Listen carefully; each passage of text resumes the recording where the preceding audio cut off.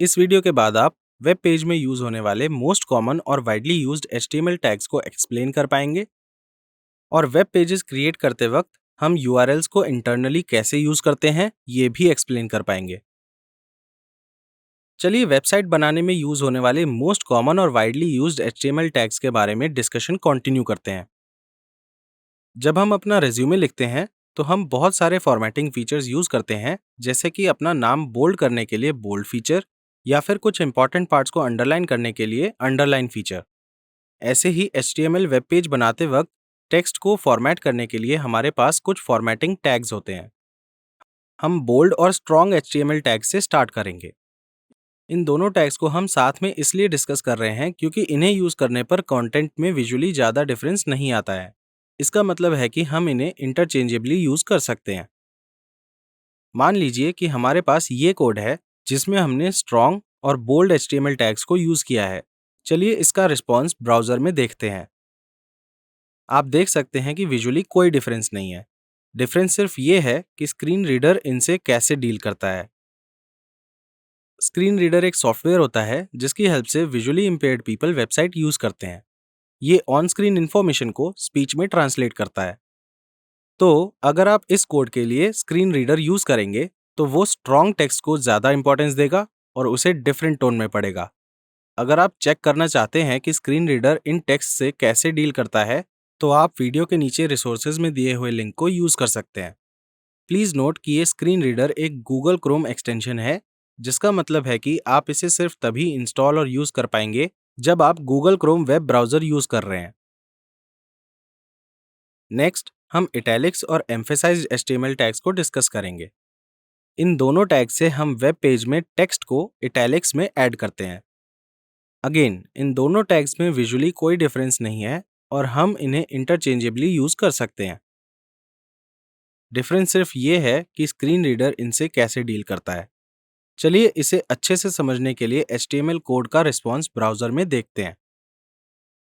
आप देखेंगे कि विजुअली कोई डिफरेंस नहीं है। इस केस में अगर हम स्क्रीन रीडर यूज करेंगे तो एम्फेसाइज टेक्स्ट को स्क्रीन रीडर ज्यादा इंपॉर्टेंस देगा। लास्ट फॉर्मेटिंग टैग जो हम डिस्कस करेंगे वो है अंडरलाइंड HTML टैग। ये HTML टैग वेब पेज पे किसी भी कंटेंट को अंडरलाइन करने के लिए यूज होता है। तो अगर हम इस कोड का रिस्पॉन्स देखेंगे तो आप देख सकते हैं कि ये कंटेंट अंडरलाइंड है। अब इस टॉपिक के लास्ट HTML टैग को डिस्कस करते हैं, जो है इमेज HTML टैग। ये HTML टैग काफ़ी इंपॉर्टेंट होता है क्योंकि इससे हम वेब पेज पर इमेज ऐड करते हैं। इसे और अच्छे से समझने के लिए ये कोड देखते हैं जिसमें हमने इमेज टैग यूज किया है। इसके साथ आप ये भी देख सकते हैं कि हमने src एट्रीब्यूट यूज किया है जिसमें हमने एडिशनल इन्फॉर्मेशन ऐड की है, जो बेसिकली उस इमेज का URL है जो हमें वेब पेज पर ऐड करनी है। src stands for source here और इस एट्रीब्यूट की वैल्यू के लिए हम उस इमेज का URL डबल कोट्स में देंगे जिसे हमें डिस्प्ले करना है। चलिए इस HTML कोड का रिस्पॉन्स वेब पेज पे देखते हैं। देयर यू गो, आप इंटर्नशाला का लोगो देख सकते हैं। अब सपोज करिए कि आपको इमेज की जगह कोई टेक्स्ट शो करना है जिसे क्लिक करने पर इमेज ओपन हो जाए। ये करने के लिए हम एक और एट्रीब्यूट यूज करेंगे विच इज ऑल्ट, जिससे हम इमेज में ऑल्टरनेट टेक्स्ट ऐड करेंगे। अब एक और इम्पॉर्टेंट टर्म है जिससे हम फेमिलियर हैं पर हमने अभी तक उसे एक्सप्लेन नहीं किया है, और वो है URL। अगर आपको याद हो तो एंकर टैग में हमने URL को href एट्रीब्यूट में यूज किया था और इमेज टैग के केस में भी हमने URL को src एट्रीब्यूट में यूज किया था। तो URL इंटरनेट पे किसी भी रिसोर्स का एक यूनिक एड्रेस होता है और वो रिसोर्स कुछ भी हो सकता है, जैसे वेब पेज या कोई फाइल, जैसे इमेज या PDF डॉक्यूमेंट। इसे समझने के लिए वो सेम एग्जांपल लेते हैं जो हमने इमेज टैग में लिया था। यहाँ पर URL के दो पार्ट्स हैं। पहला पार्ट है डोमेन नेम या IP एड्रेस, जो इंटरनेट पर एक स्पेसिफिक कंप्यूटर को इंडिकेट करता है जहाँ पर रिसोर्स प्रेजेंट होता है। इस केस में ये इंटर्नशाला का होस्ट कंप्यूटर है। अगर आपको याद हो तो हमने ये लास्ट टॉपिक में डिस्कस किया था। और सेकंड पार्ट है उस रिसोर्स का पाथ जो उस कंप्यूटर के अंदर होगा। पाथ हमेशा उस फोल्डर के रिस्पेक्ट में होगा जिसे वेब सर्वर एक्सेस कर सके, जो है c:\\. /XAMPP/htdocs/. आपको याद होगा कि ये हमने पिछले टॉपिक में डिस्कस किया था कि C://XAMPP/htdocs होस्ट कंप्यूटर की डिफॉल्ट लोकेशन होती है। तो ये URL इंडिकेट कर रहा है कि इंटर्नशाला के होस्ट कंप्यूटर पर C://XAMPP/htdocs फोल्डर के अंदर स्टैटिक नाम का फोल्डर होना चाहिए, जिसमें इमेजेस नाम का एक और फोल्डर है, जिसमें कॉमन नाम का फोल्डर है, जिसमें फाइनली new_internashala_logo.svg नाम की इमेज है। तो इमेज का ओवरऑल पाथ C://XAMPP/static/static/images/static/new_internashala_logo.svg है। अब इन दोनों पार्ट से पहले HTTP या HTTPS आता है।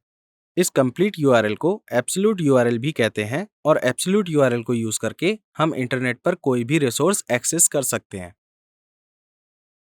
अब आपको क्लाइंट सर्वर कम्युनिकेशन चैनल के बारे में ऑलरेडी पता है। तो जब हमारी HTML फाइल में ऐसे टैग्स होते हैं तब कम्युनिकेशन कैसे होता है? सपोज करिए ये कोड HTML फाइल में एज home.html सेव्ड है। अब पहले ब्राउज़र home.html फाइल के लिए HTTP रिक्वेस्ट इनिशिएट करेगा, फिर वेब सर्वर अपने कंप्यूटर पर इस फाइल को C://XAMPP/htdocs/ में ढूंढेगा और उसे ब्राउज़र को एज अ रिस्पॉन्स वापस भेज देगा। आप नोट करिए कि अभी तक वेब सर्वर ने HTML फाइल को ओपन नहीं किया है और उसे ये भी नहीं पता कि कौन सी इमेज फेच करनी है। ये तब होता है जब ब्राउज़र को रिस्पॉन्स मिलता है और जब वो HTML फाइल की विजुअल फॉर्मेट में रेंडरिंग स्टार्ट करता है, तब उसे इमेज टैग दिखता है और फिर वो इमेज फेच करने के लिए एक और HTTP रिक्वेस्ट भेजता है, जैसे इस केस में इंटर्नशाला के सर्वर को। और जब ये इमेज फेच हो जाती है, तब वो स्क्रीन पर डिस्प्ले हो जाती है। अब सपोज करिए कि इंटर्नशाला के लोगो की जगह आपको वेब पेज पर कोई कस्टम रिसोर्स यूज करना है, let's say this sample.png file. ये करने के लिए आपको लोगो या इमेज फाइल को htdocs फोल्डर में डालना होगा और उसे ये एब्सोल्यूट URL यूज करके लोकली रन करना होगा। Now if you notice there is a catch here. यहाँ पर डोमेन नेम 127.0.0.1 है, जो आपका अपना कंप्यूटर है। यूजर्स को ये इमेज नहीं दिखेगी क्योंकि इस इमेज के लिए जो पाथ डिफाइंड है वो आपकी लोकल मशीन को रेफर करेगा और आपकी लोकल मशीन वो सर्वर नहीं है जिसमें वेबसाइट होस्टेड है। ये प्रॉब्लम सॉल्व करने के लिए हमें डोमेन नेम बाय करना होगा, जिससे हमारे यूजर्स वेबसाइट को एक्सेस कर पाएं। डोमेन नेम क्या है और उसे कैसे बाय करना है, इसके बारे में अभी चिंता करने की जरूरत नहीं है। टाइम के साथ आप ये समझ जाएंगे। मान लीजिए कि हमने डोमेन नेम परचेज किया है जो है mynewdomain.com। तो एब्सोल्यूट URL कुछ ऐसा दिखेगा। तो अगर आपको ये कोड अपने मशीन में टेस्ट करना है तो आपको ये URL यूज करना होगा, और जब आपको यूजर्स के लिए वेबसाइट होस्ट करनी होगी तब आपको ये URL यूज करना होगा। अब आपको ये नहीं लगता कि बार बार URL चेंज करना काफी हेक्टिक काम है? हाँ, बट हमारे पास एक और रास्ता है।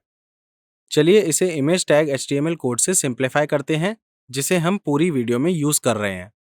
तो जब हम अपने सिस्टम्स पर लोकली काम कर रहे होते हैं, तब हम URL में डोमेन नेम ऐड नहीं करते हैं। इंस्टेड हम सिर्फ इमेज का नाम ऐड करते हैं preceded by a forward slash. अब लेट्स से कि हम ये कोड अपने लोकल सिस्टम पर रन कर रहे हैं, तो हम 127.0.0.1 डोमेन नेम यूज करेंगे, राइट? अब ब्राउज़र जब line by line HTML code को रेंडर करता है और जब वो src=sample/png के अक्रॉस आता है, तो वो ऑटोमेटिकली डोमेन नेम को प्रिपेंड या ऐड कर देता है। जैसे इस केस में 127.0.0.1 को इमेज सोर्स के आगे प्लेस कर देगा और इमेज रेंडर और डिस्प्ले हो जाएगी।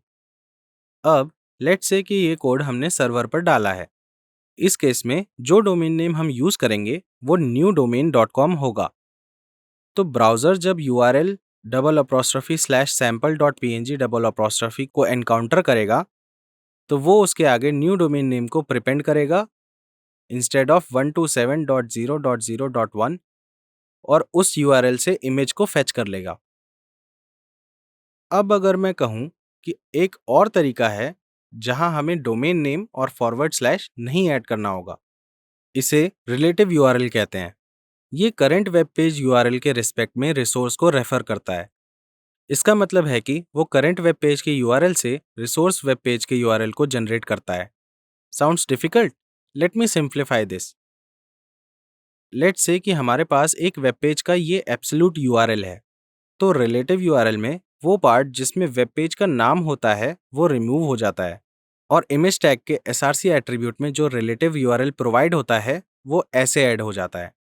एंड लेट्स से हमने ये कोड सर्वर पर डाला है और ये वेब पेज का एब्सोल्यूट यूआरएल है, तो वेब पेज के नेम को रिमूव करके और रिसोर्स यूआरएल ऐड करके ये रिलेटिव यूआरएल बन जाएगा।